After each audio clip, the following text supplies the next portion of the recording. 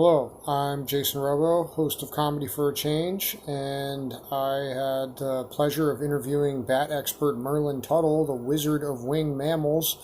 He's a legend, and since COVID-19, bats have been equated with terrorism due to misinformation, which could be understandable since some, like Arabs, are pretty hairy and hide in caves, which, is nonsense. Tuttle is a renowned bat ecologist, conservationist, writer, and photographer.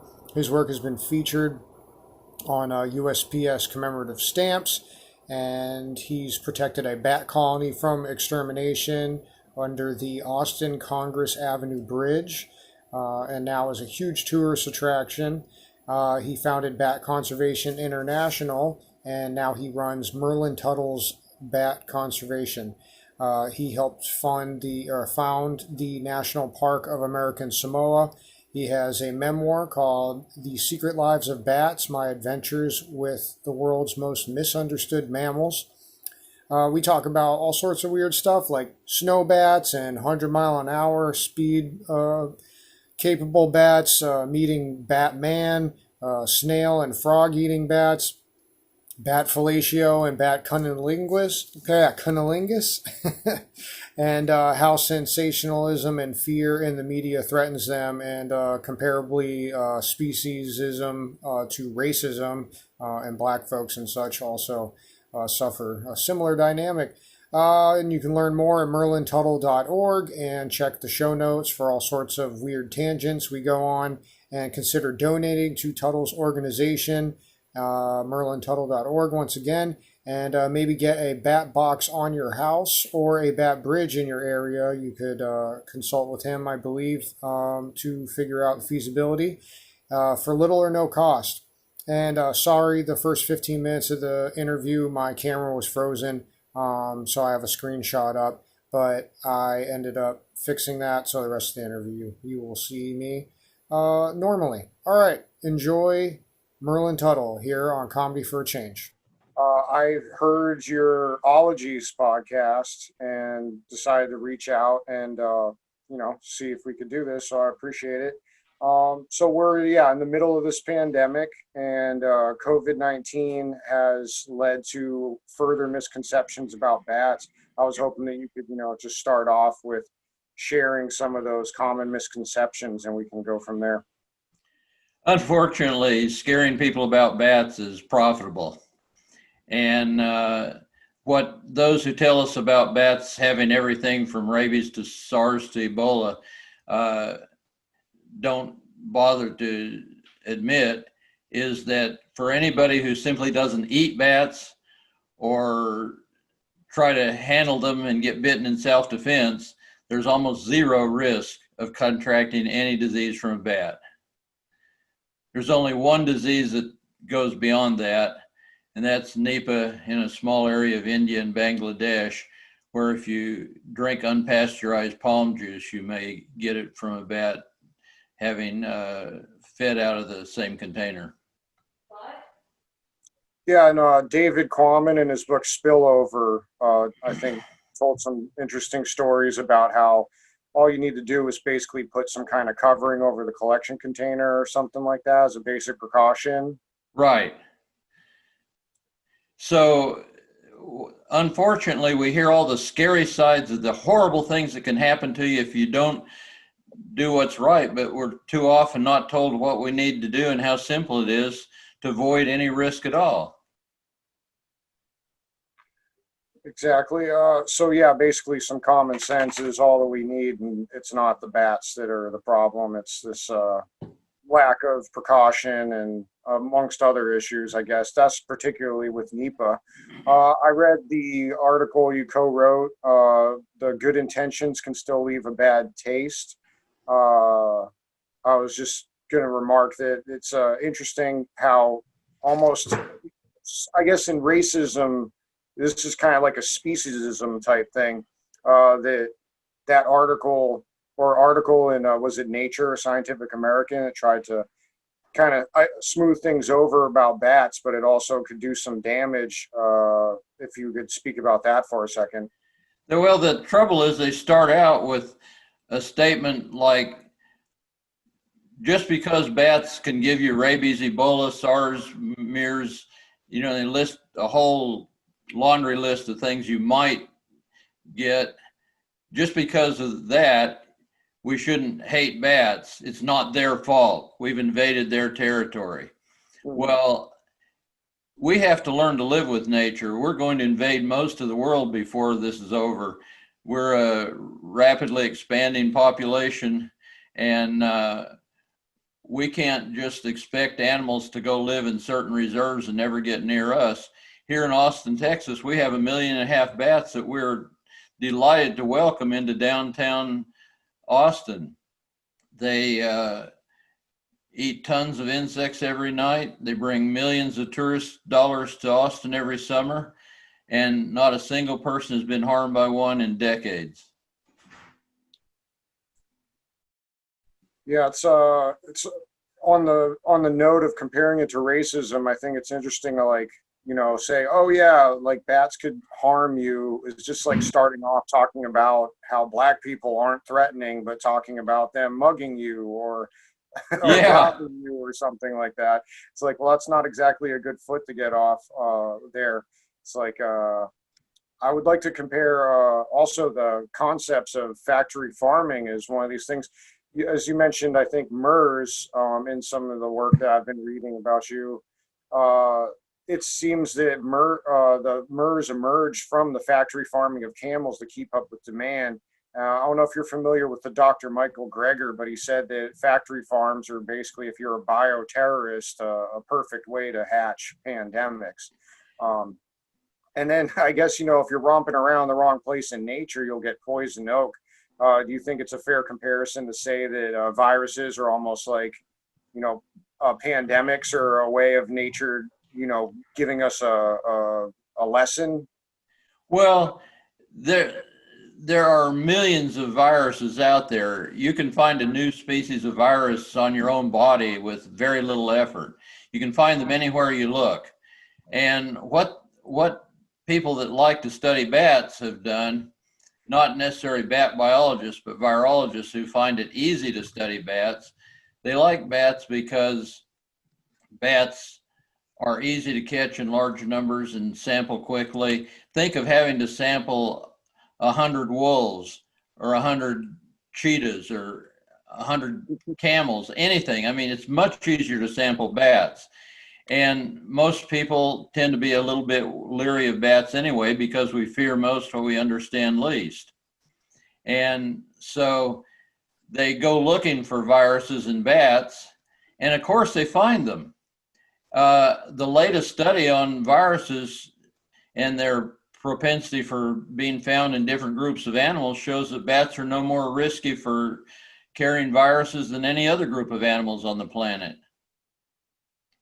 It's just like it's a viral witch hunt where we're looking for viruses in bats, and that's where we're finding them. If we were looking for viruses in black people, we'd be terrified of black people. Wherever you want to look, you're going to find some new viruses.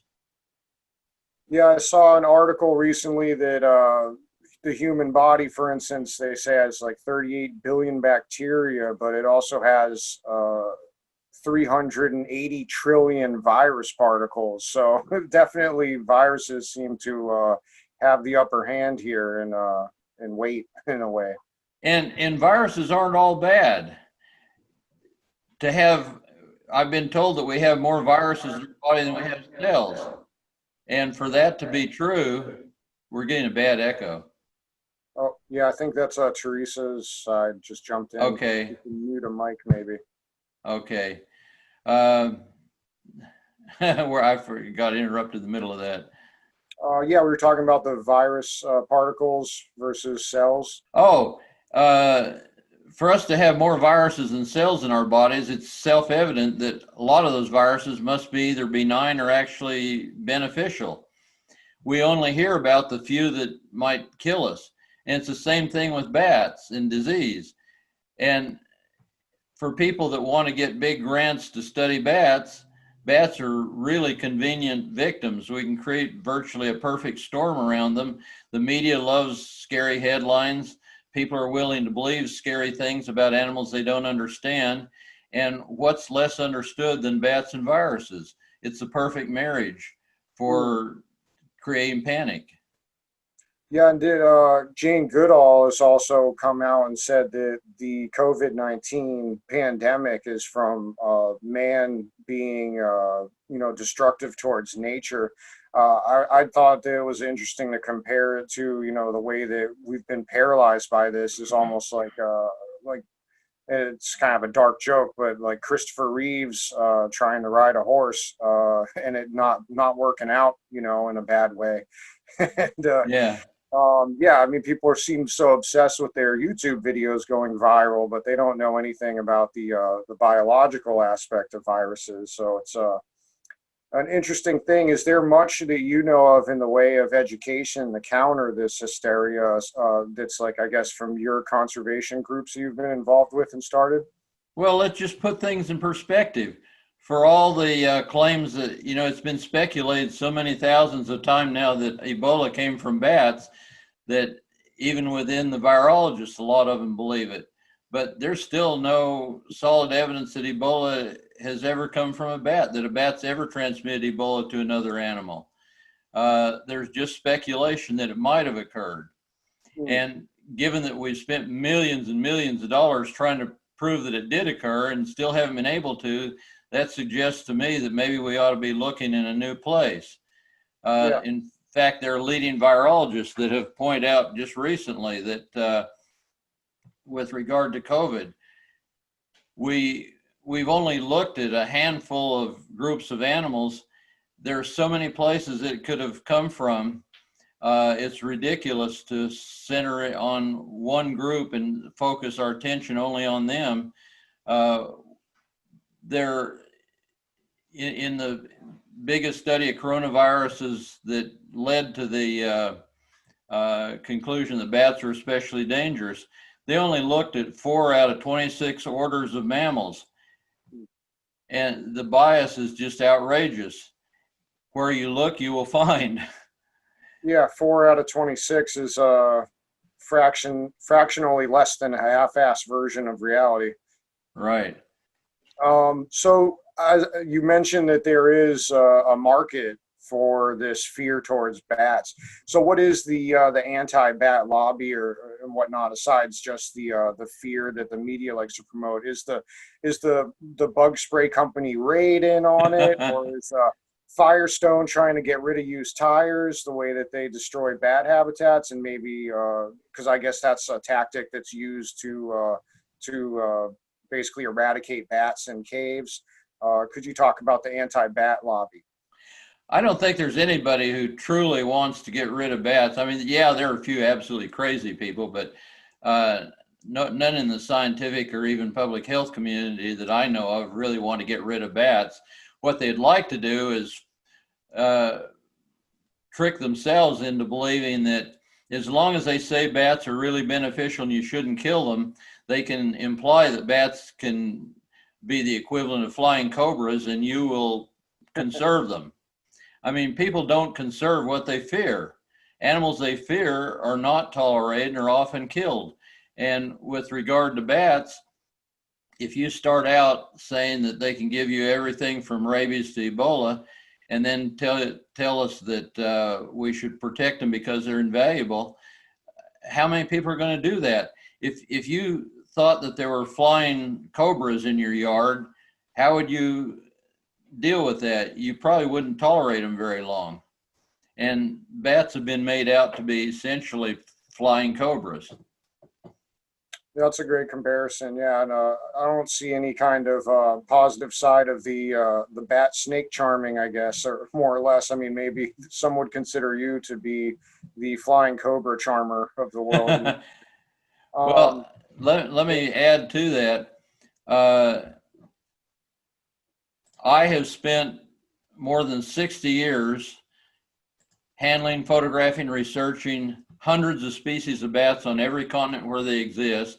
I've often been surrounded by millions at a time in caves, and never one single time have I been attacked by a bat.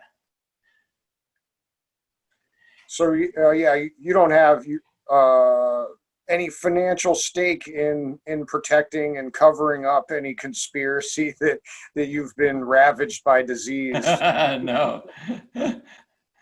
So as you said, that there doesn't seem to be like an actual organized threat to Well, bats particularly. it's not an intentional threat, but there's an intent to scare people. Hmm. Fear is really good for selling media headlines, and fear is really good for getting you a great big grant. Our Congress last year, 2019, allocated $4.8 billion to look for what we call virus hunting. And the virus hunting has been done predominantly in bats. Imagine spending that kind of money looking for viruses in us.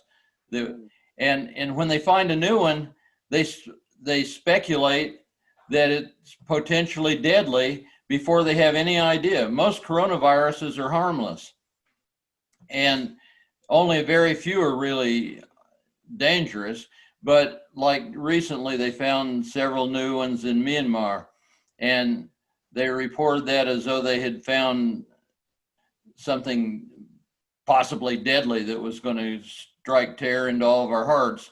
And it can strike terror into people's hearts when it's misrepresented.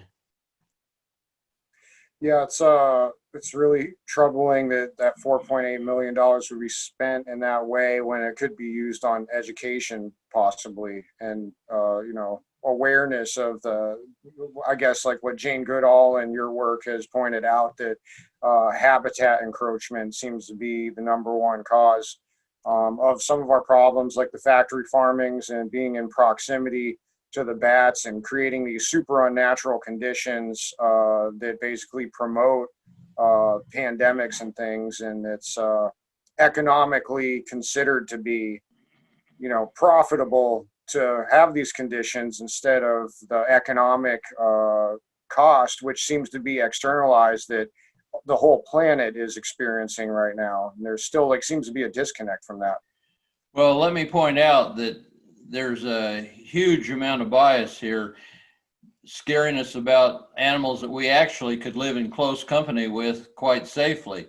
Here in Austin, Texas, when hundreds of thousands of bats began moving into our Congress Avenue Bridge in the center of the city, that was more than 35 years ago. We were warned by public health officials that they were mostly rabid and dangerous. They would attack us. Yet all I had to do was explain that if people just left them alone, didn't try to handle them, they had nothing to fear. We've now been here for decades. Millions of people from all over the world have come to see our bats and have stood on that bridge within 6 feet of them oftentimes. And not one person has been attacked. No one has contracted a single disease.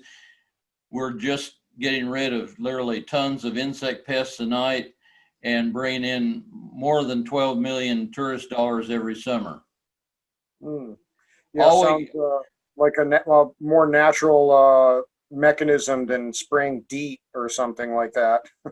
The implication has been that if we just make reserves for these dangerous animals and keep them in their reserves and don't invade those reserves and don't let them come near us, that somehow the world will go back to being a safe place. But the truth is, we need those bats in our yards. Who's going to eat the mosquitoes if you chase the bats out and say, you can't come across this line? Who's going to control our crop pests if we say, you got to stay over here on this reserve? Mm-hmm. And truthfully, we've been living with bats throughout the history of humankind. We first occupied caves with them. They loved our thatch huts. They loved our log cabins. Only recently have we moved into largely bat-proof homes. Yeah, it's a pretty wild shift that we've had, and to think that we can't coexist with them is kind of insane, or rather insane. And yeah, I was interested too. Like, do you think that the practice of factory farming, like, what are some of your thoughts about that? Do you think that it should be illegal? Is that like a batshit idea or whatnot? I try not to get out of my field too far, but let me point out that factory farming probably poses a dramatically greater risk than anything that has been warned about having to do with bats. I mean, That's fair. using all these antibiotics to keep unhealthy animals alive long enough to sell their meat to us is just a microorganism breeding ground. And just because this particular pandemic didn't come from that source doesn't mean that there aren't worse ones potential to come from factory farming. And we certainly are focusing a lot of our attention most likely in the wrong directions. That's good to know for people. So yeah, so you've never had any negative backlash, particularly then, like you seem to fly under the radar more or less. You're not like worried about being like the Karen Silkwood of bat conservation or something like that. I'm sure there are people that wish I would disappear, but I stick on pretty strong scientific grounds. I mean, look, I've been working for 60 some years with bats everywhere just about that you could ever be to work with bats, and I'm still healthy. And so are hundreds of other bat researchers. None of us worried about all these diseases until just the last few years, and all these hypotheses came up that you could get this and you could get that. This is kind of like if I came to you and knocked on your door and wanted to sell you insurance against your home being damaged by a meteorite, you'd laugh and send me packing. But most people don't know enough about bats or viruses to laugh and send people packing when they do scary speculation. Yeah, and they're also vital for pollination and spreading seeds and things like that. So bats are kind of like a variant of a batty version of like a Johnny Appleseed of sorts. I mean, like there's, have you ever seen a show called Black Mirror by chance? No. Well, it's kind of like a dystopian, it's like Twilight Zone, but with technology. And they had a show, it was kind of a movie more or less. It was about a future where we've destroyed the bees of the planet, and there are these like nanobot or digital likely controlled bees. So like, do you see some weird future where they're going to mechanize bats and wipe them off the planet?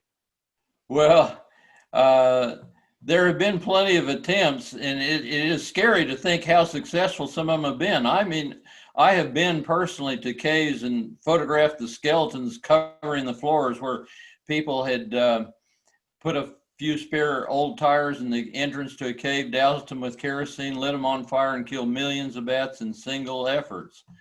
I was just a few years ago photographing bats in another country, actually in a national park, and I went to a cave where I'd been told that there was a spectacular emergence, and when I got there, the cave was sealed shut with the bats inside. People had been told that they might give them a disease, so they'd killed them all. And by doing that, they probably exposed themselves to much greater odds of getting malaria or something else from the mosquitoes the bats weren't around to eat anymore. No, it's a great point. I appreciate that one. Yeah, that's super unfortunate. It was tough listening to the Ologies podcast. I can imagine you can get pretty emotional when you see that kind of nonsense in the world. Well, I've had to learn not to be emotional because that doesn't solve any problems. Okay. I have to be very plainly logical and show people what's in their best interest. Very often I've gone to a home where this happened at Victoria Falls in Africa. I was at a national park there, and the rangers asked me to go see one of their homes that had a huge bat colony in the attic, and they needed help solving this nuisance problem. I recognized that they had a nuisance problem. I thought they were very well advised to exclude the bats because they're just about to cave in the ceiling with bat guano. And I explained exactly how to do it, but I also explained the benefits of the bats. When I got done, they said, well, we decided to keep them. And I can't tell you how many times terrified people have turned around and decided they wanted to keep their bats when I just explained a bit of reality. Yeah, so education definitely seems to be the way to go. I don't know if you've heard about this. It's an unusual film. I'm sure you experience or peripherally, like racism, particularly against Mexicans, for example, which is Mexicans means anybody that comes south of the border up through the U.S. There's obviously other people than Mexicans, but there's a film called Day Without a Mexican, where California is surrounded by this purple fog, and all the Mexicans disappear, and everybody's like helpless because they do all the construction, they serve all the food. Yeah, we're Uh, starving. Say again? And we're starving. Yeah, exactly. So, do you think that it would be funny to make kind of like a satire like that? Is there much that you know of in the arts to help like spread awareness, for instance, about that, or any kind of comedy where people talk about bats in any way? Well, it certainly helps to associate bats with human interest and with how we do. I notice you've got a cat sitting behind you. Uh, my cat is locked in another room right now, or she'd be up here running across the keyboard. uh, when I find that when I help people relate to bats, for example, I can train bats to do more things than most people can train their dogs or cats to do. And I can train them quicker than even I could train a dog or a cat. They're very intelligent. In fact, on my website, I show a video of a woolly bat in Borneo that I caught in a mist net and took it into my studio. And just in 48 hours of me hand feeding it, it learned that I was good for food. And the next time I came in, it decided to train me. And it would fly up and bump me in the nose to get me to hand it a mealworm. It would only bump me in the nose when it was hungry. And then when I'd hold up my hand, it would go get the mealworm. It's hard to imagine this bat weighs less than a US nickel. And in 48 hours, it figured out that if it came and bumped this perceived to be dangerous monster in the nose, he would hold out something for it to eat. Yeah, it seems that man, at least in maybe Western civilization with all its technology, seem to think that we're so smart with these smartphones, and people are so vastly ignorant, and then it's incomprehensible to people. I think to see something that's that amazing, it boggles the mind. I think for the average person, that kind of thing, I think would definitely help with some of those negative connotations. Uh, do you feel like, I mean, I personally feel like that the world should know more about your work than like the comic book character Batman? Well, the comic book character Batman is certainly not harmed bats. It's given a lot of writers an excuse to say good things about bats. Okay. And I might mention that among those good things that we occasionally don't recognize, we wouldn't have our margaritas if it wasn't for bats. The whole Yeah, tequila and mezcal industry is worth more than $1 billion a year in Mexico, are dependent on bat pollinated agave plants. yeah, exactly. I did have that on my list of topics to talk about. Also, macadamia nuts, right? They are That's susceptible right. to stink bugs, and so stink bugs. How do they damage the macadamias without the bats there to keep them in check? I'm not sure exactly the root of damage. I think they damage the actual nut by probably burrowing into it. But bats are essential to a whole lot of crops we depend on. They protect against damage to rice crops, uh, alfalfa, uh, cacao for chocolate, uh, all kinds of products that we very much love and depend on are coming from plants that are largely protected against pests by bats. And many of those plants are pollinated or seed dispersed by bats. Bananas are pollinated by bats in the wild, and the durian, which is the most sought after fruit of Southeast Asia, worth billions of dollars annually, can't even be grown in an orchard without bats to pollinate it. Yeah, definitely seems that if there was an educational aspect being done, that a world without bats would be a world without tequila and without chocolate and whatnot. Right. Uh, and so you mentioned the bridge in San Antonio, correct? Or is it In Austin, in in Austin. Austin? Is there a model by chance that, a town, I'm running for city council here, and we have a bridge going over the river, the Mad River here, and we definitely have a bat population. I see them at night when I go running, when I'm using a headlamp and stuff. I see them fly past my girlfriend's head and whatnot, pretty close sometimes. And we're not afraid of them at all because, I mean, I know about your work and I'm not one of the fear people. How would one go about like surveying and finding out if a bridge, like what kind of modifications do you have to do to help with that habitat creation? I provide resources on my website at merlintuttle.org Okay. that explain how to tell if a cave, even though it doesn't have bats now, may have had them in the past. Uh, and before the end of the year, we're going to have a major resource on how to build artificial habitat for bats.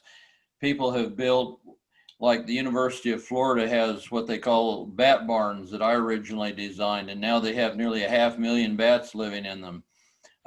David Bamberger here in Texas built an artificial bat cave where he has between 500,000 and 1,000,000 now. People with just backyard small bat houses in America today have hundreds of thousands of bats living in those, and the state of California has been right next to Texas, one of the leaders in providing artificial habitat in bridges.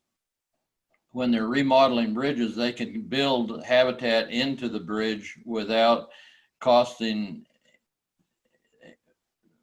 more than a trivial amount to taxpayers. All right. Well, I'll definitely see what I can do up here in Northern California. Do you know of any redwood dwelling bat species by chance?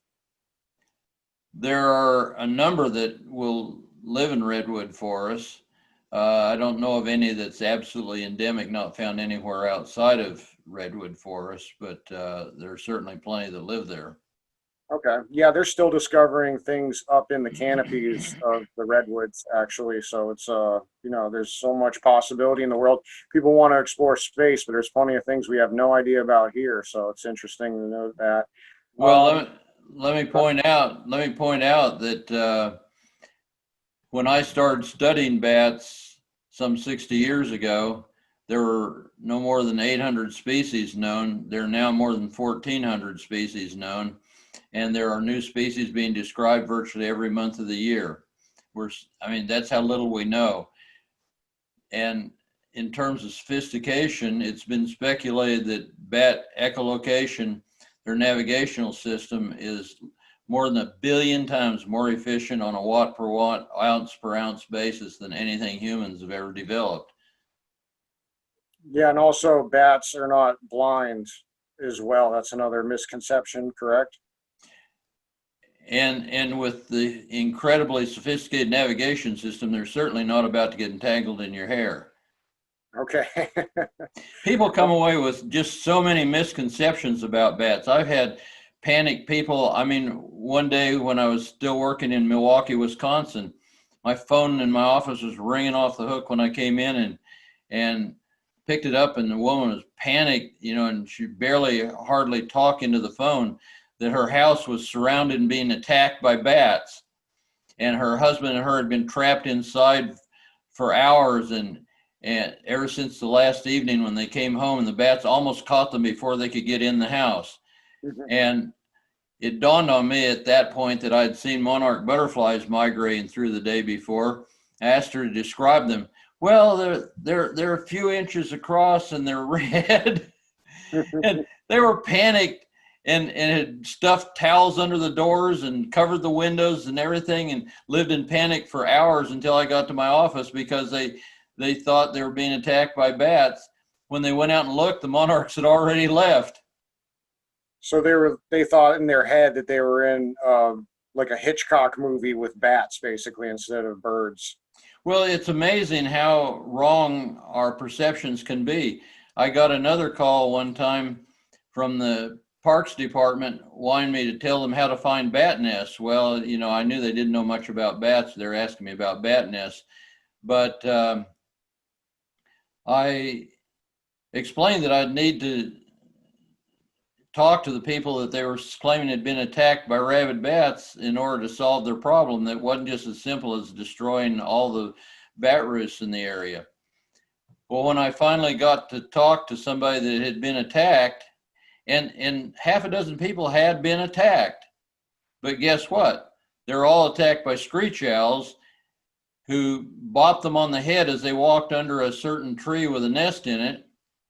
And then when they looked up against the sky, all they could see was flying bats. So they knew. One guy was absolutely certain he wasn't going to quit taking his rabies shots.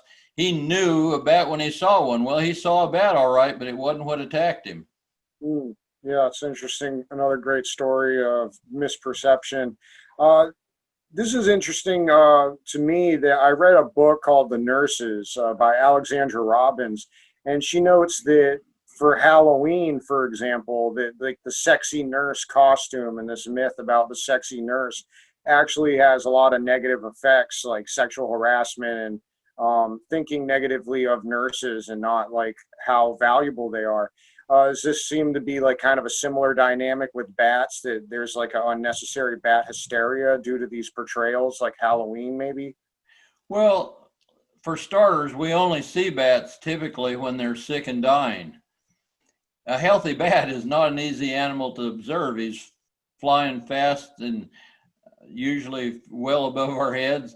And even when one chases a mosquito that's buzzing around our heads, he's doing us a big favor, but we often mistakenly think the bat's attacking. I can't tell you how many times I've had people claim they were attacked by a bat. They barely made it into their house ahead of the bat and escaped. One of the first things I ask when they say they were attacked, well, did the bat actually get you? Did it bite you? Well, no, I was lucky. I got in the house before he could get me. Are you sure he wasn't chasing a mosquito and you just ran before you knew that he wasn't after you?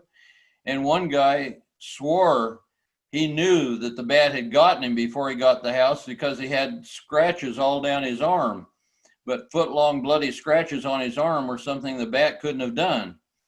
So I had him go out and look at where he had run to get to the end of the house, and he had run right through a rose bush.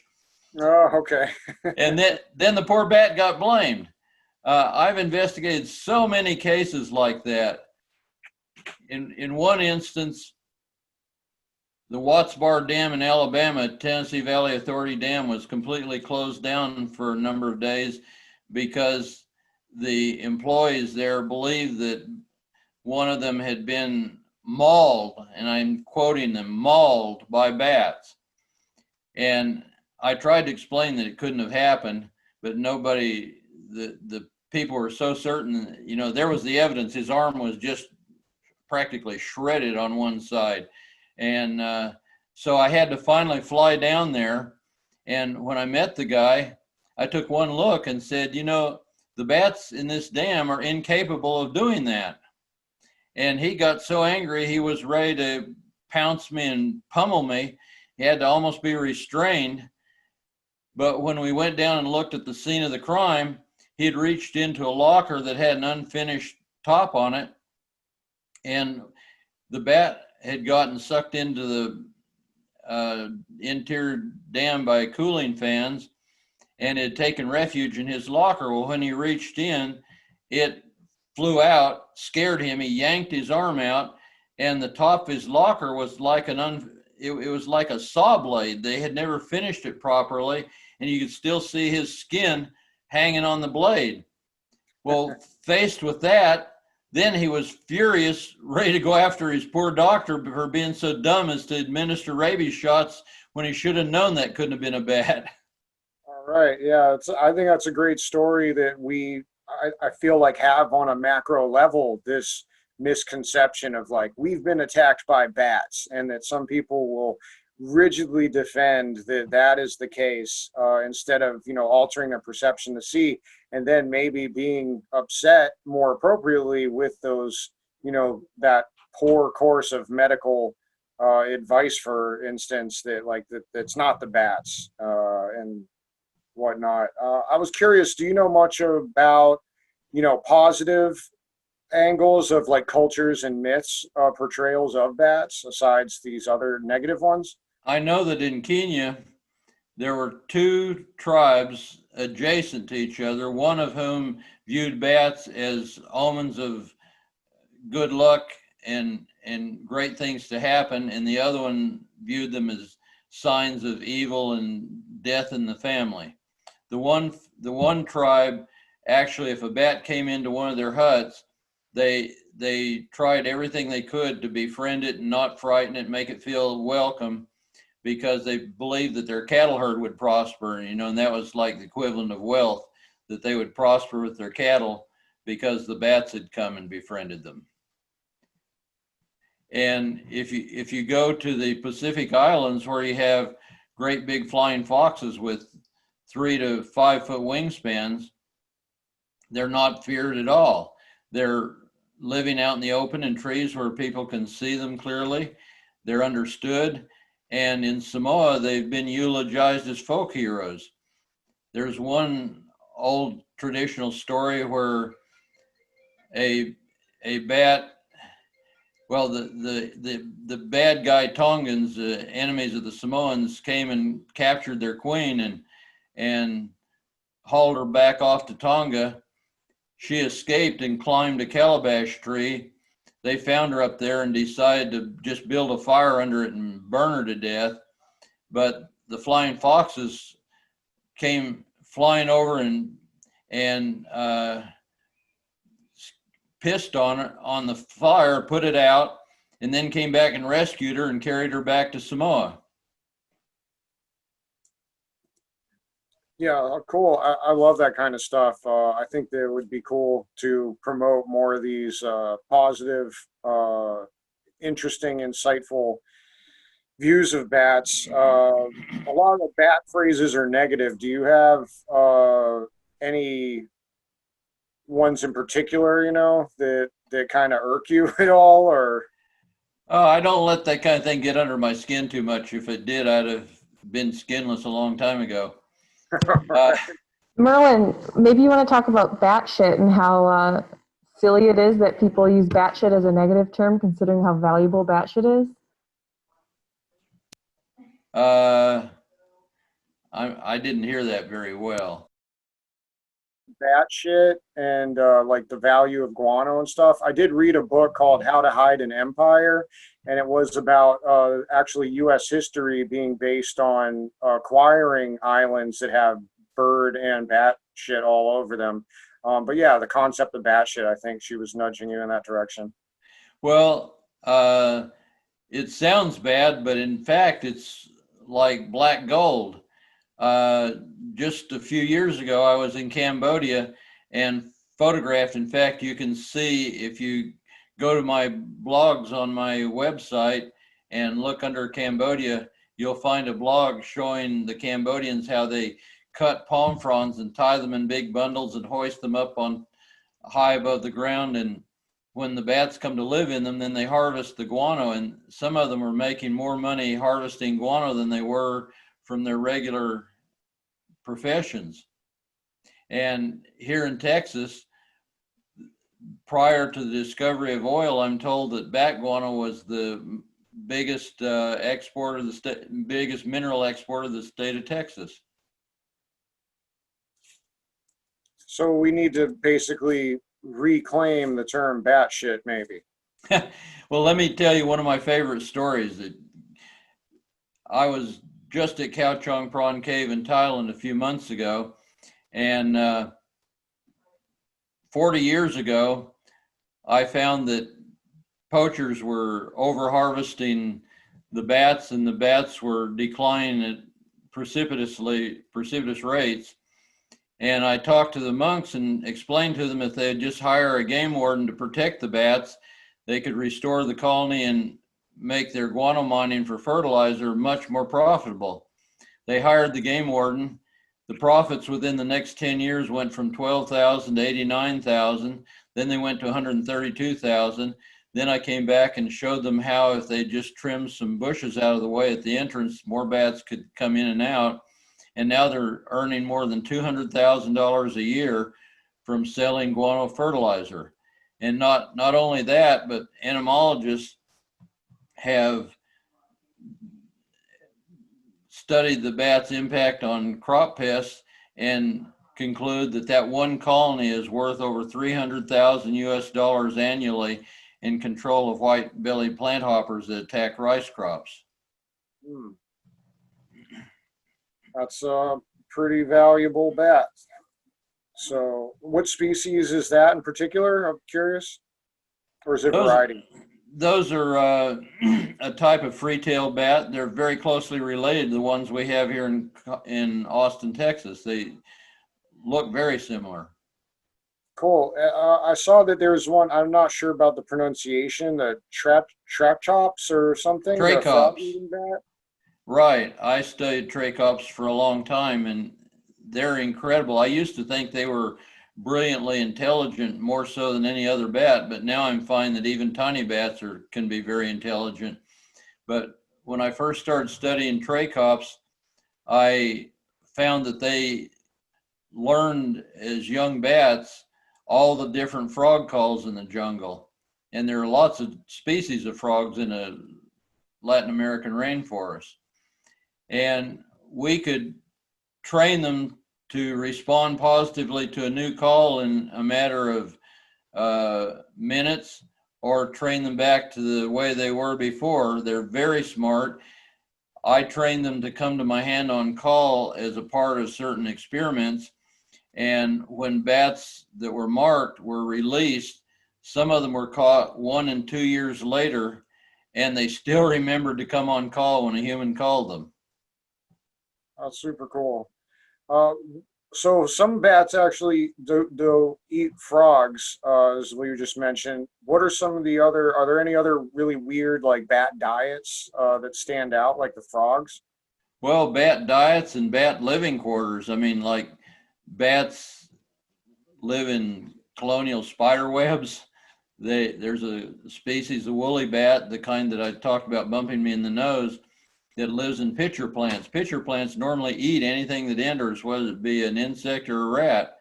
But one species of pitcher plant has figured out that it's more advantageous to house bats and feed on their guano than it is to eat the bats. And yeah, there are all kinds of interesting things that bats eat. In fact, the most interesting recent thing I've heard about is an expert on land snails believes that my Trachops bats at times actually feed on snails, which is totally unexpected. But they're large carnivorous bats that feed on small possums, rats, and mice, frogs. And in fact, those bats are monogamous, and the parents take turns going out and hunting and babysitting. Would you be surprised if one day they found like the Earth had megafauna, for instance, that there may be somewhere in a cave fossilized like a giant bat? Has there been anything like that? Like a pterodactyl bat? Well, there probably have been some larger than today. There were actually much larger vampire bats than today, just only about 10,000 years ago, right here in the United States, but they have gone extinct. Fortunately for the cause of bat conservation. Although let me point out that even vampire bats may save our lives one day. There are chemicals in their saliva that are clot busters that have been studied extensively as possible solutions for treating stroke. Okay. Yeah, that's actually one of my questions was what can we learn from bats? Is there more in addition to the clotting issue? Oh, there's a huge amount. Just some of them I almost prefer not to talk about, because then I get people wanting to use these things without paying attention to the harm they do to bats. But medical labs found that you could administer drugs to bats to test them and see the effect on the circulatory system by just backlighting a wing membrane, and you could actually see the erythrocytes moving through the capillaries. Before that, they would have to operate on a rabbit and pull out the connective tissue between the intestines, the mesentery, and shine a light through that to do the same thing. And the results weren't nearly as valid because the animal is under a great deal of stress and anesthetized during the procedure, whereas when you did the same kind of test on a bat, they just had to shine a light through his wing without anesthetizing him. So And the latest word I've got from my colleague in Germany is that the plants that he's studying that have reflector-shaped leaves that guide bat echolocation to their flowers, he has teamed up with people working on automated vehicles, and they found a new way to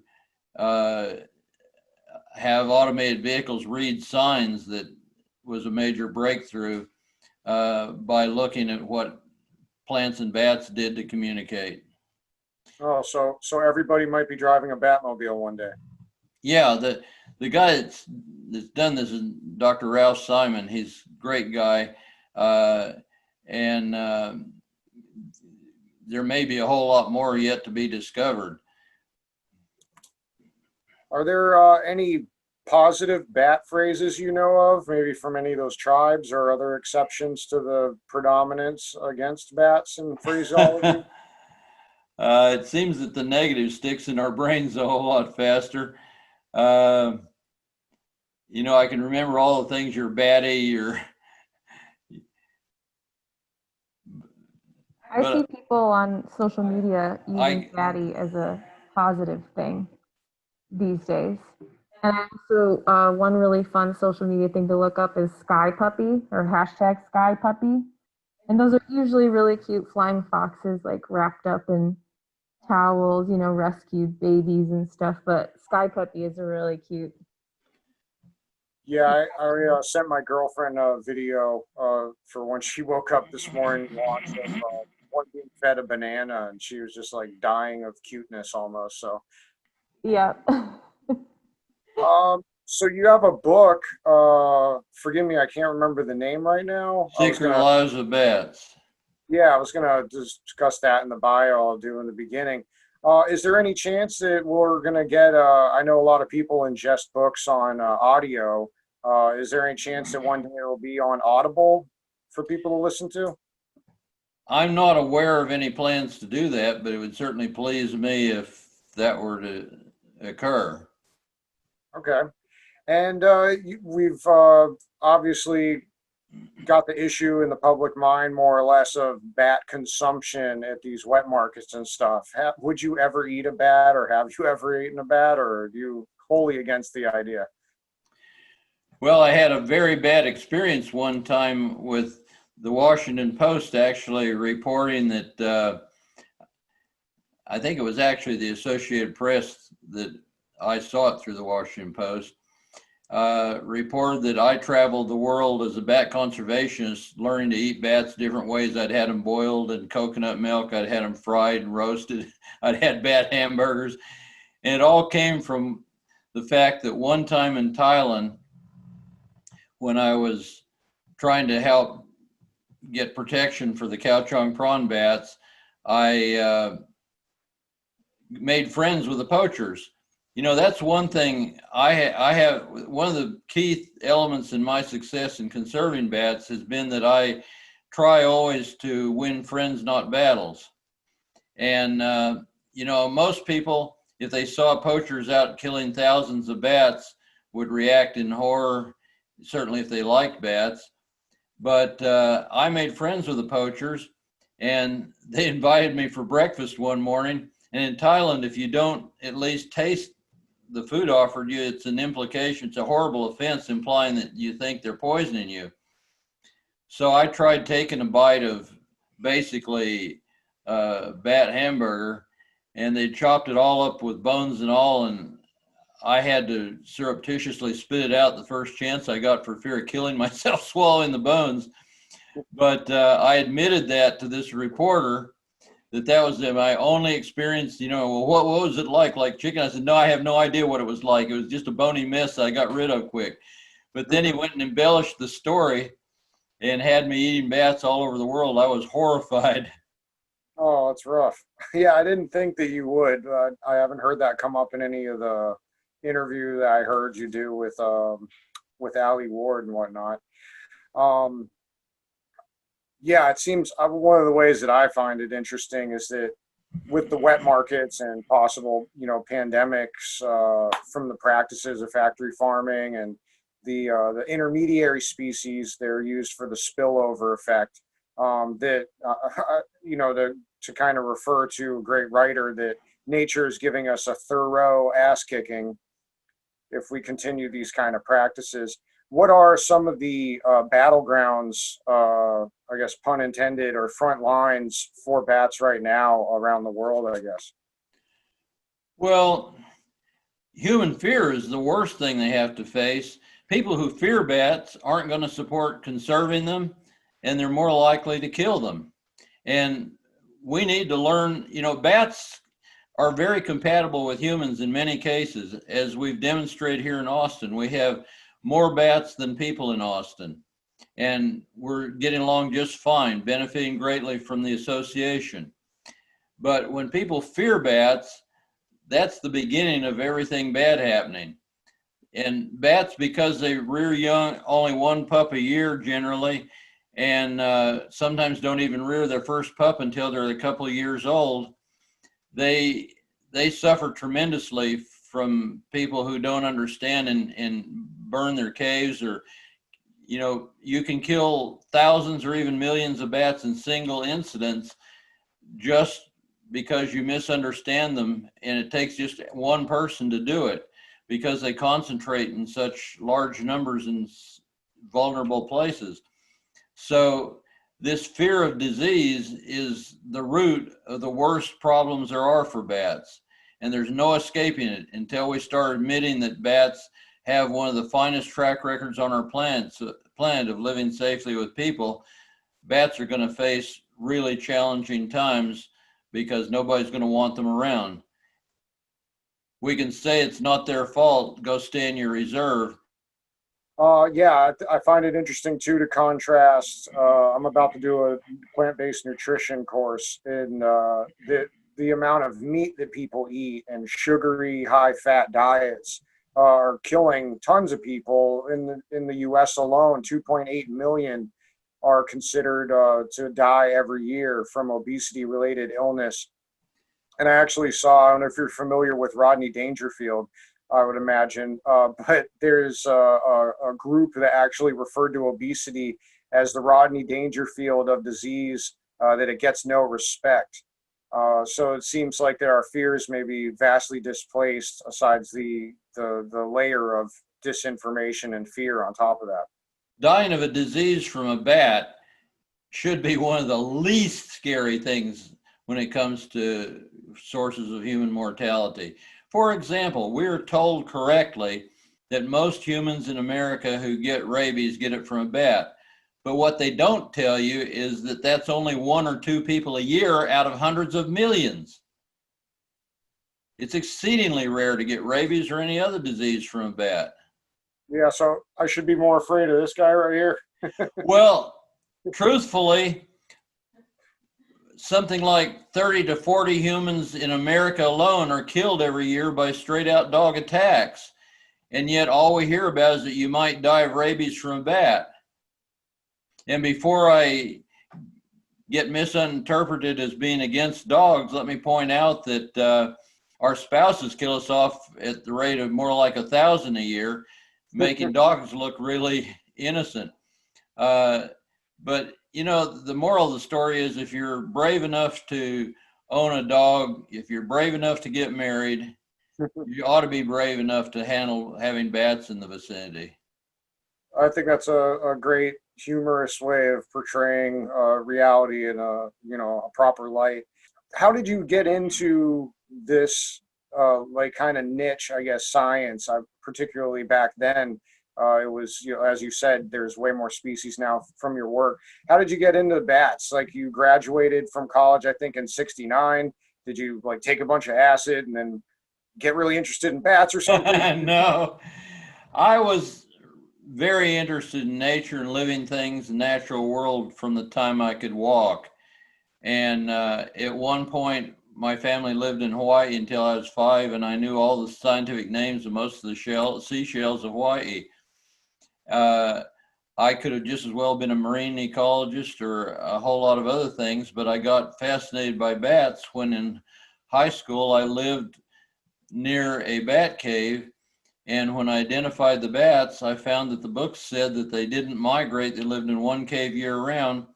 But the bats I was looking at left every fall and weren't seen again until spring. In fact, they're only seen in the spring and fall. So I conclude that they must be migrating. I guess it was a little audacious, but I convinced my mother to take me to the Smithsonian so I could tell the professors who wrote the books that I found these bats doing something that wasn't supposed to happen. And they were so impressed with my data taking that they gave me thousands of bat bands, and I went home and started banding them. And by the time I was in graduate school, I had banded 42,000 of these bats and traced them and found that they're among the longest migrating bats of their type in America. And that got me hooked, of course. When you start making those kinds of discoveries right out of high school, it tends to get you hooked on that line of work. But I'm fascinated by bats because they're just vastly diverse. You've got giants from ones with nearly 6-foot wingspans down to tiny bats that weigh less than a penny. You've got brilliantly colored bats. You've got bats that navigate by many, many different systems. You have bats that are key to the health of whole ecosystems. In closing, let me just tell you what I'll phrase that again. Let me give you an example of what just one free-tailed bat from our Congress Avenue Bridge can be worth. One bat can fly thousands of feet above ground in the springtime and intercept huge flocks of migratory corn ear and armyworm moths, and can catch enough of those in a single evening to prevent them from laying more than 20,000 eggs on crops. That's enough to force a Texas farmer to spend $74 an acre spraying multiple acres of crop. That's what just one bat can be worth. Well, I guess they kind of flies in the face of what companies like Monsanto or whatnot would want to have, like a genetically modified thing, and not care about bat conservation, perhaps. Well, now you've hit one of my favorite, not too much talked about topics. These big companies that produce pesticides or that make us fat, it's hard to speak out against them. They have multi-billion-dollar budgets. They can turn loose a PR campaign on us that is something else. But bats have no PR department, no way to respond when they're attacked. So they're really easy targets. They're far easier feared. They're far easier to attack without negative repercussions. So yeah, that industry is definitely bugging, I guess. I guess one of my last questions, or this may be my last one I got for you. Do you have any songs or characters, portrayals of bats in media that are favorites or whatnot that people can, you know, use as a positive? Now you've caught me flat-footed. Yeah, I think there's a Disney movie where there's a bat, but I remember I'm not a big Disney guy, so. I've always thought that they should have the equivalent of Mickey Mouse from the bat world. It could do a wonder of edification, I think. The Stella Luna, the kids book, that's a really popular book. Oh, Yeah, Stella Luna, a children's book, has had a huge impact on kids learning to appreciate bats. All right, cool. I'll make sure that I can try and put that out there. And I guess in honor of all your work, I try to take on really tough socio-economic, political issues in my comedy, and I'll see if I can conjure up something that's bat oriented, and I'll try and send it your guys' way. And I hope that it does some justice to your work. Well, we very much appreciate anything you can do to promote what we do. It's a hard, rough road to travel, trying to convince people to get over their fear and appreciate something that is being villainized daily by leading news media. Yeah, you were the subject of a David Attenborough special once. So do you have him on speed dial, or do you have any like idea of coming up with some counter COVID-19 bat PR campaign right now, since the bats don't have it in their budget? I wish I did. Well, I hope that we can get something together, whoever it is, and that this is, I think, a very positive educational outcome for what we're experiencing with the pandemic. And I hope that it, unfortunately, can spread awareness on a positive note, because the world could definitely use a better view of bats, it seems. And your photography and your work has definitely done that. Well, I encourage people, if they're even curious, go to my website. You'll be amazed at the diversity of the world of bats. You'll be amazed at all the things they do for us that make the world a very different and much more enjoyable place. There's just a whole lot of interesting material there, and it's put there specifically to help people Yeah, who, you can get bat boxes and particular lighting. Those resources are also on your website as well. yes. We're, I'll also, well, oh, go ahead, Merlin. we're working on a new resource on how to build your own bat houses, or on where to buy the best ones. We already have a resource on how to tell a good one from a bad one. There's a lot of competition out there these days for bat house vendors to who can sell the bat house for the least money. And some of those cheap bat houses are like selling chicken coop shacks for humans to live in. They're not desirable. All right. Well, I'll make sure that I keep an eye out for that resource. I don't know if I can sign up for some kind of bulletin to get that. I definitely would like to share that with people. Well, we love to have you and anyone in your audience join us. It's a tough uphill battle convincing the world of the truth about bats, and we do have memberships, and we actually have trips where people can go out and perform as citizen scientists in the field and work with me studying bats. All right, definitely. And do you want to just say your website and stuff to push the that a little further?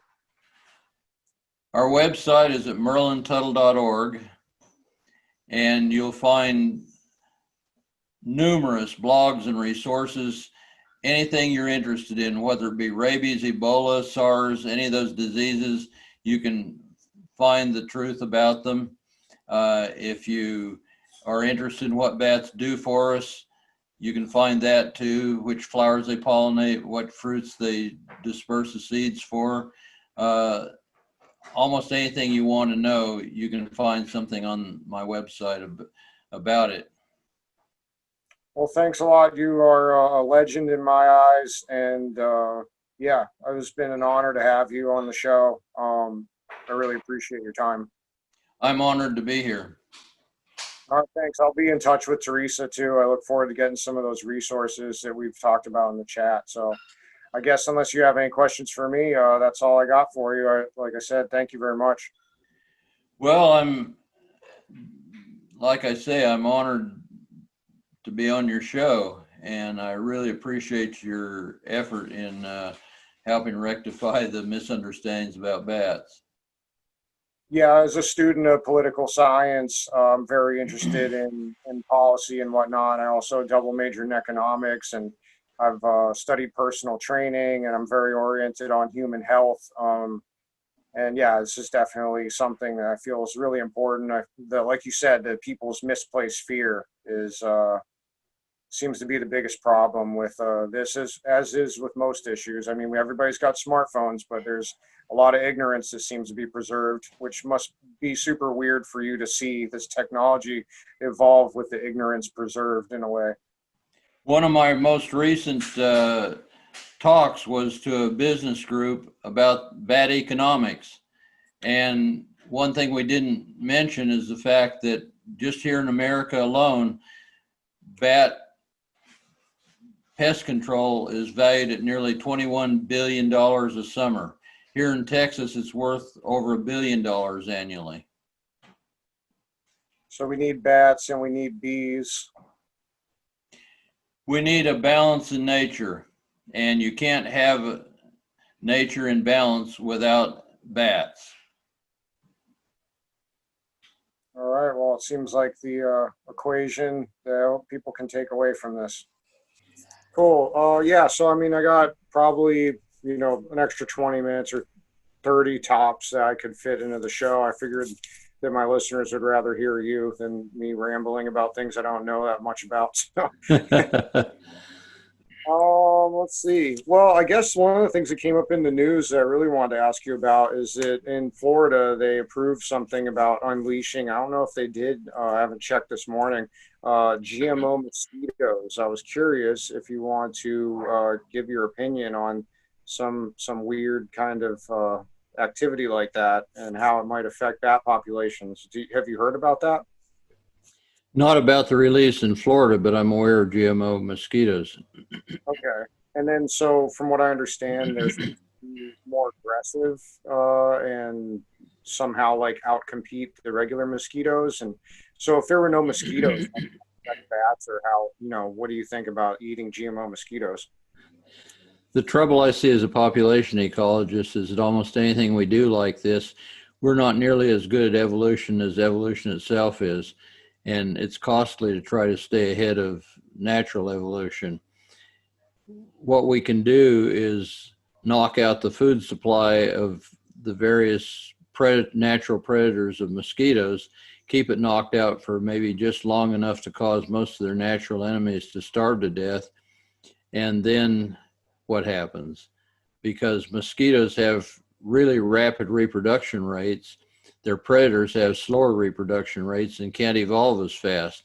So the mosquitoes will probably evolve resistance to this problem that they face faster than the predators. And if the predators don't keep up, all of a sudden you've created a much bigger problem than you had before. Okay, yeah, one of the things you've noted before was about, being in harmony with nature. So it seems like this is possibly tempting fate furthermore. We have a habit of going places where we probably shouldn't be and then trying to make them suitable for our habitation by adding chemicals or some other approach. Can you think of any examples of that kind of meddling actually working out? Right now we've got horrendous fires out in the West, and you got lots of people that build homes out of very flammable material in the forest and then expect not to have a problem. Yeah, I'm sure a lot of these houses they're burning also have tags on them that say these are approved for fire resistance.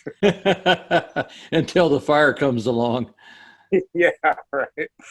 All right. And then another thing that I was curious about is there any work that you're aware of in biology, whether specific or not, to bats about the evolution, so-called evolution of technology with 5G cell towers and whatnot? I'm not aware of a direct threat in terms of microwaves or anything, but towers in general do kill a fair number of birds and sometimes bats that are migrating and strike them. Bats are killed during fall migration just running into high-rise buildings in cities. They'll be cruising along possibly at 80 miles an hour with a tailwind, and their echolocation doesn't probably identify very much more than a few meters in front. And so if you're going at that speed and being driven by a tailwind, it's pretty hard to suddenly swerve to miss a high-rise building or a tower. Okay. Yeah, it sounds like it would help with navigation. Definitely not a natural thing to run into, literally or figuratively. Right. I mean, these animals have been making these trips annually for thousands of years. They've evolved ways to cope with what's been there, but our new structures are not something they've evolved to deal with. And one of the things I see is we're continually told that wind turbines and other things that cause mortality, well, they're only a small fraction of the things that cause mortality. Automobiles kill more than that. Well, the trouble is all these things are additive. And where do you break the camel's back? Well, that's a good, I think, point to transition to the other thing I was going to ask about. That's is it the white nose syndrome that the bats have? They look like they have a really bad coke habit. Right. This has been a very unfortunate happening that this fungus got introduced into the United States. And I can't put my finger on any given cause and say this is what made them vulnerable. But if you look at all the things that we've done to them over time, each one has probably reduced their overall ability to survive threat. We first took over their most important hibernation caves and converted them into tour caves. So now they have to hibernate in caves where they burn much more energy to get through the winter because they're not as steadily cold as they need to be. Then you bring along pesticides and all these other factors that each one adds to the threat, and pretty soon they don't have enough spare energy left to fight off something new. And so you say that it came from conversion of tourists, and then the bats migrated and spread it around into other bat communities? Well, I'm just saying that Mammoth Cave alone once housed tens of millions of hibernating bats in winter. And when that became commercialized more than 100 years ago, the bats had no place to hibernate that was of that kind of quality anymore. They had to go into less quality hibernation sites where they burn fat reserves faster. White nose syndrome causes the bats to wake up and scratch during the winter. It's like we got a case of poison ivy, and you don't sleep very well when you're itching. So the bats wake up extra times, and each time a bat arouses from hibernation during the winter, it's using 30 to 60 days worth of stored fat reserve. And so if we add something that some of these pesticides cause bats to burn fat faster than they should, losing their key hibernation sites causes them to burn fat faster than they should. Then you add on white nose syndrome, and it's causing them to wake up extra times and burn fat. All these things are additive, and you can't say that any one of them did it until the final one that breaks is the straw that broke the camel's back comes along. But they're certainly all having an impact. And so, Mammoth, you said tens of millions of bats. Is there like any kind of effort to try and restore some of that habitat or create some kind of protocol where tourists, I mean, everybody's talking about wearing a mask nowadays. Is there any like effort to protect the bats and somehow do some hybrid of tourism, restore that habitat? I'm more worried about restoring their habitat than I am white nose syndrome. White nose syndrome has been a terrible threat that has killed millions of bats, but it hasn't killed all the bats. Some of the bats either have super places to hibernate where they have enough extra energy to get by, or they have special genes. Probably they're genetically more resistant than others. And eventually you get down to the ones that are resistant. that are mostly those that are left, and then they rebuild populations gradually. It may take a long time. Some may never rebuild, but they do eventually start rebuilding in the Northeast, where the bats were the first and most heavily hit with white nose syndrome. They are now gradually showing signs of recovery in a number of locations. So they've built up resistance. Yeah, I did recall seeing that when I was perusing your vast array of literature on the subject. So that's good. So, but habitat restoration sounds like definitely the best thing that they need at this point.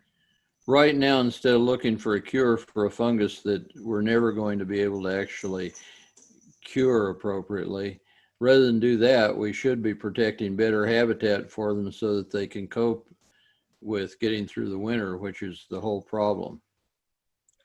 Merlin, doesn't that kind of ties into the GMO mosquitoes, where it's like you can't really control nature, right? You can get in its way and hinder things for a while, but it comes roaring back eventually. Yeah, I find it interesting when I was reading the book Spillover by David Quammen, which I mentioned in the first interview, and other books in viruses, they talk about reservoir species, and when it comes into other species, the viruses evolve. It's called spillover. So it's really interesting because it's like tempting fate, like with waterways and creating dams and whatnot, and then these things fail, and then they flood areas. It's just really interesting, the water language, how it's used for that. The worse we pollute the world, the more susceptible we are to the animals' diseases, and the more susceptible they are to the diseases to give us. Yeah, and as you mentioned before, the factory farms and whatnot are a bigger threat, and some of the foods that people eat, like Tony the Tiger, is probably a bigger concern. Oh, I was just going to say that you mentioned also how valuable guano is.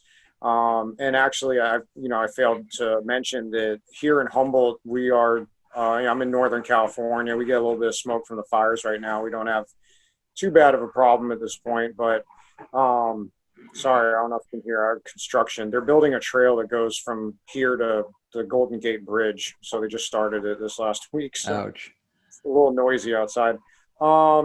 But yeah, in Humboldt, we grow a whole, like literally tons of cannabis, and the growers use guano. So the people that are going to listen to this are probably actually pruning cannabis that's grown with guano. So there's a lot of people up here that are guano enthusiasts. So you definitely got a lot of allies on that note up here. Well, I'm very well aware that bat guano is famously great for growing cannabis. Okay. Actually, exportation of bat guano was said to be the leading mineral export of Texas prior to petroleum. Yeah, I think you mentioned that before. It's and then I read a book called How to Hide an Empire, and a lot of the first acquisitions of territory were islands that had birds and Right. probably guano and whatnot. Well, let's see. Yeah, I was curious. You said that Batman's probably done more positive than negative damage. Have you ever met any cool celebrities like Christopher Nolan or anybody like that? Yes, I have. Adam West came to Austin in a big celebration of our bats at the Congress Avenue Bridge, and I was given a key to the city in honor of having saved the bats, and I was able to meet him at that time. Nice. Well, that's a cool story. Yeah, I figured that there might be something like that going on in your experiences. And then, yeah, on the other note of entertainers and whatnot, Austin's a huge comedy center. And since it's a comedy show, I figured I'd ask you, do you ever check out the scene there, or are there any comedians that you enjoy in particular, either way? I hate to tell you, but I follow the bats and they don't go where the comedians are usually. Okay. Merlin, Yeah. I can tell you that Ugo, my partner, he is a comedian and he has a bilingual improv troupe called Migas. So you are connected a little bit. Yeah, I am just, what you'll find is that I am so focused on bats that I may be the best known Batman, but I'm probably the least known authority on everything else. Okay. And let's see. Oh, all right. If you had to pick, I guess, a second place creature, like if you, are you do you just completely dedicated to bats? Is there nothing else in the world? I've almost since birth been pretty much in love with the natural world, and I love to get out in remote places. I like people. I never like to be completely away from people, but I also love to be out away from the masses and where I can enjoy the natural world. And saving the natural world has been a high priority for me throughout much of my life. I don't just focus on bats. It takes some of everything to keep the whole healthy. I was big into snakes long before bats. In fact, at 5 years old, I began terrorizing my poor mother, who was terrified of snakes. I'll never forget one night I caught a 5 foot long king snake and dragged it into the house to show my mother very proudly, and she was trying to pretend she wasn't afraid. Finally allowed me to put it in a cage so I could show my father that night when he came home. Well, by the time he came home, I'd long since gone to bed and the lights had been turned out, and she comes walking down the hall barefoot, and my snake had got out, and she steps on this 5 foot snake, which wraps around her ankle. Man, that's crazy. Yeah, I had some scorpions a friend gave me once, and I hid them underneath this little wicker table that was circular with a glass top. And I'd lift the table up to get to the little hexagon terrarium type thing. And when I was gone one day, the dog was pawing at it. So then my parents were like, "What's under here?" And they lifted it up. My mom almost lost her. When we first moved to Tampa, Florida, a group of neighborhood women came to welcome my mother to the neighborhood. And a few days before, my younger brother and I had caught a almost 8 foot long coach whip snake, and we were very proud of our catch. But it got out, and we could not find it, and we thought it escaped the house. Well, this whole group of women is sitting around in a semicircle talking to my mother, when all of a sudden this snake comes up behind the couch, rears up like a cobra, and looking around at everybody. And the first time my mother knew anything was going on was when the front door was just about broken down by these women trying to all get out at once. Some of them never spoke to her again. That's pretty good. Yeah, that's those are some good little snake stories. I didn't expect you got some good ones there. Yeah. Um, let's see. Oh, I wanted to ask what some of the most harrowing cave incidents you may have had. Close calls working with bats. I don't know if there's anything in a tree that has happened or whatnot too. I've had just about every kind you can think of. I've spent a night being hunted by Yanomamo Indians who didn't like me being too close to where they considered their territory when I was netting bats. I've spent one evening caught by communist terrorists. I've been charged by elephants, stalked by lions, threatened by one landowner had given me permission to go into his cave to study bats. The next night I had gone into the cave, and when I came out, he jumps out and pushes a 30-06 rifle into my gut and threatens to kill me. And I said, "Wait a minute, I thought I had permission to study bats in your cave." And he said, "But I didn't know you did it at night." Yeah, I didn't think that one through, I guess. Well, some Indiana Jones of bat type stuff right there. It's pretty good. Yeah, what's to tell people that are fearful of bats, like what should they? You told me some stories like the monarch butterfly one, the migration, where they thought it was like the Hitchcock birds incident. Should they stop, drop, and roll, or like what? Just people should know to help alleviate their paranoia. First of all, just stand still and watch the bat, because he's not after you. He's probably chasing a mosquito that's buzzing around your head. If you stand still long enough, you won't have to break your neck running away and tripping over something when the bat really isn't even chasing you. He's after the mosquito, and he's long gone with a mosquito in his mouth.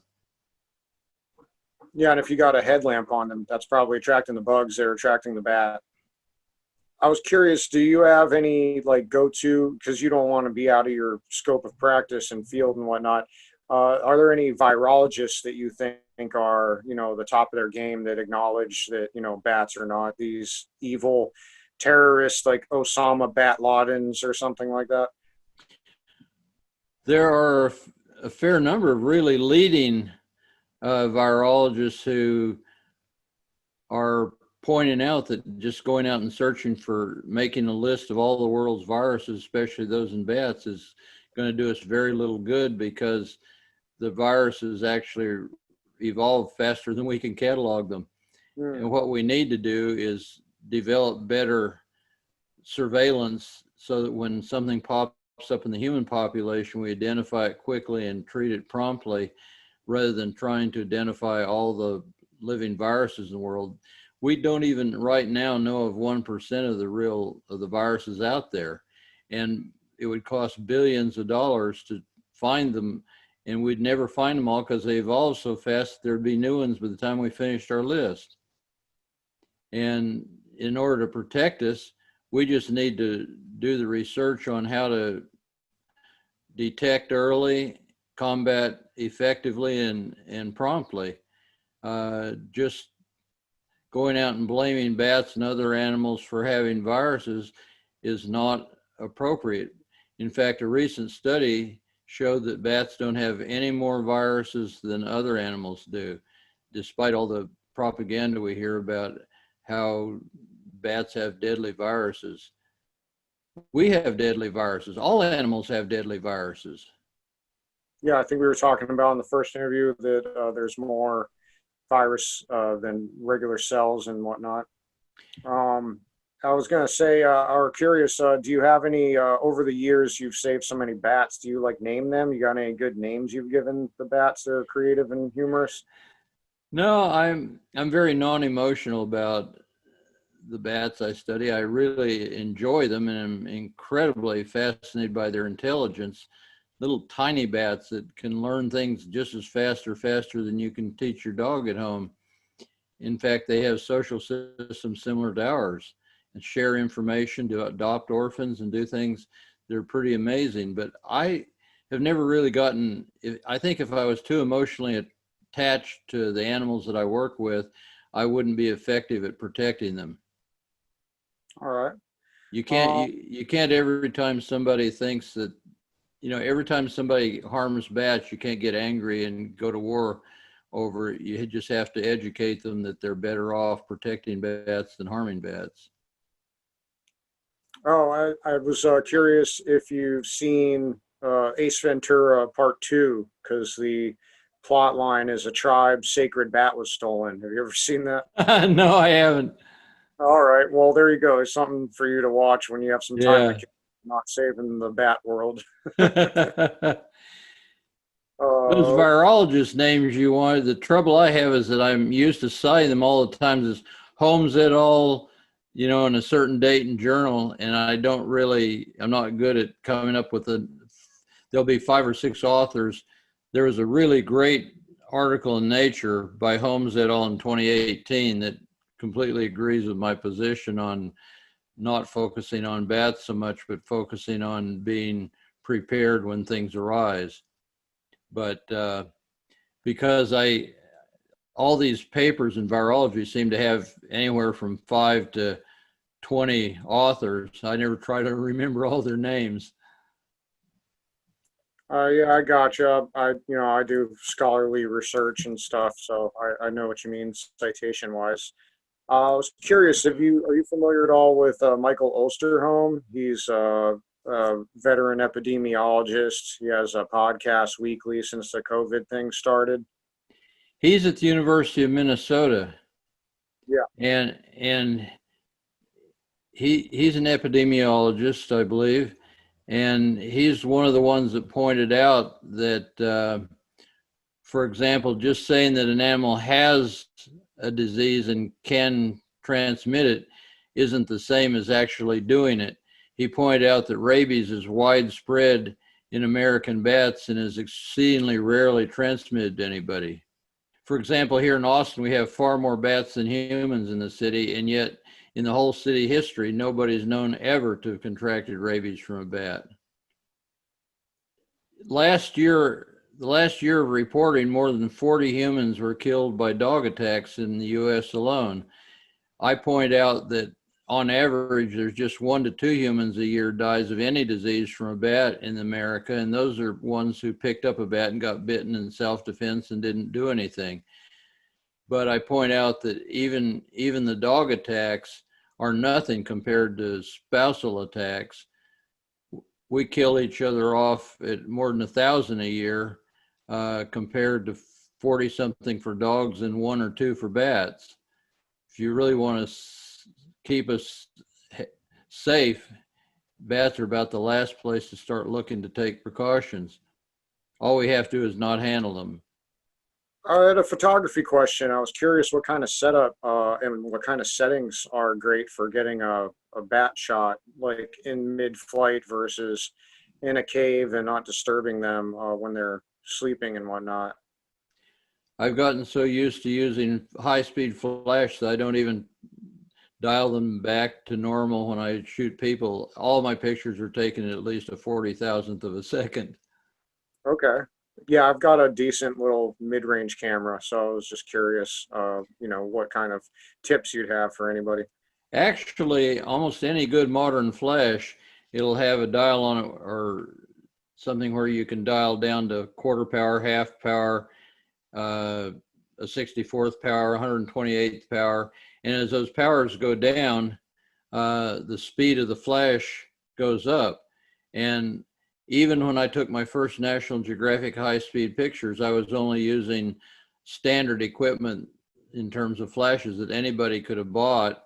I just was dialing down the speed, cutting them down by 4 stops, and that would put the speed in those days at about a 10,000th of a second. But I was lucky the first bats I was photographing for National Geographic were coming toward me, and you don't need as much speed stopping if the subject is coming toward you as if it's going sideways. Do you guys have Alex Jones there in Austin? You ever thought of trying to get on there? Because it seems like they've talked all this weird 5G coronavirus and all this other stuff. Do you think you'd ever bother going on there? Is it just too far out for you to entertain? Bit far out for me. But Merlin, you did write for the National Enquirer once, didn't you? Yes. Years ago, I wrote an article for National Enquirer, and my staff were horrified. They were so proud when I wrote another article for National Geographic, but the National Enquirer, and I just asked them, I said, who do you think needs this message the most, the readers of National Geographic or National Enquirer? Yeah, that's a good point. It's like if you don't talk to some of the far out people, they're going to just gravitate farther away into the outfield of craziness. If we want to change the world, we can't speak with only the people that agree with us. Yeah, and you've said that the bats have actually been receptive to like commands and whatnot. So I was just kind of curious what kind of the way that you like would make noise to communicate with them. And then also, second question, there are some species of like sheep, for example, that eat lichens, if I'm pronouncing that right, that actually have psychedelic properties and whatnot, and dolphins that chew on pufferfish. Are there any instances of that in the bat community? Do they like kind of, get high in any way, shape, or form besides flying? Bats in Southeast Asia every now and then steal sap from coconut collection pots. In Thailand, they tie a bunch of coconut flowers together and then cut the ends, and then they drip into a can, and they collect this, and they make a delicious sugar out of it as well as a drink. Well, on weekends, they don't bother to empty the cans, and it collects and it ferments. And I've seen pictures of large flying foxes with like 4-foot wingspans that you just one look at him and he's drunkard and he's completely loaded. They get so drunk sometimes that they can't fly away, and then the people come and catch them and eat them.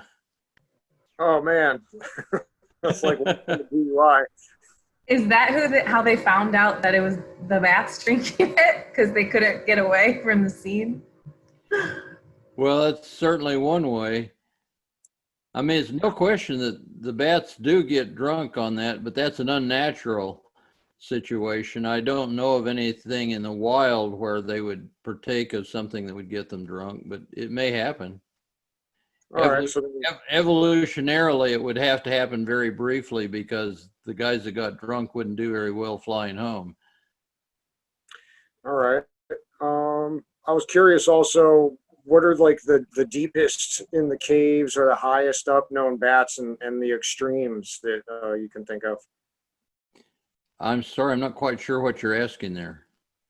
Like, you know, the highest altitude that bats habitate, or the deepest that they go in caves. Do they, you know, do they go like really deep, or they just go deep enough to, you know, stay safe and whatnot? There are bats in Europe that live above timberline, and there are bats in Latin America that can't stand the really cold temperatures in terms of rearing young, but they live down in the warm tropical valleys. And in the evening, you get thermals rising up through the canyons, and they ride those thermals just like we would ride an escalator in a shopping center. And they go clear up above timberline.